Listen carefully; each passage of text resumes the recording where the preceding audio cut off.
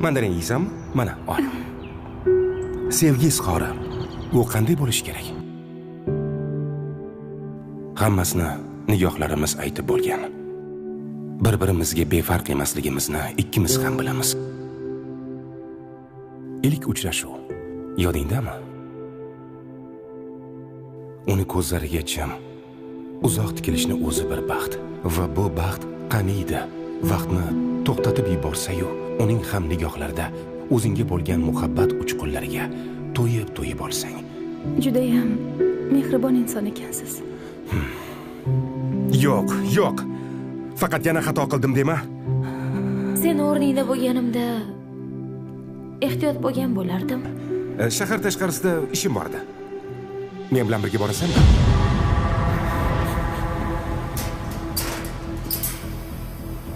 Kelaver.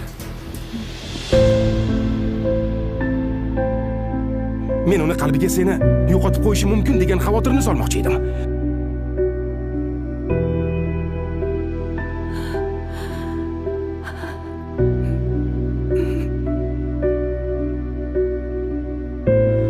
Men sizdan qo'rqaman. Men xatolarim ortidan hayotimni o'rganmoqchi emasman. Har bir dard taqdir tomonidan bizga saboq bo'lish uchun keladi. Aslida hammasiga sen aybdorsan. Hammasiga sen aybdorsan. Hammasi seni deb bo'ldi. O'zingni bos. Sen aybdorsan. Siz jim turganda uni yo'qotyapman deb o'ylamang. Aksincha, siz yo'qligingiz tufayli unda har xil savollar paydo bo'ladi. Sen tufayli hammasini o'zgartirmoqchiman. Sen uchun o'zgarmoqchiman. Endi xohlasam ham sizga ishona olmayman. Atigi bitta xabar yoki qo'ng'iroq munosabatlar taqdirini butunlay o'zgartirib yuborishi mumkin. Unda ko'zlarimga qarab, sizni sevmayman deb ayta olasanmi? Ayt. Sizni sevmayman deb ayt. Shunda shu zahot ketaman.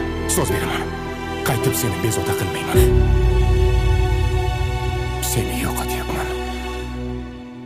Har daqiqa, har soniya yuragim bir bo'lagidan ayrilyapti.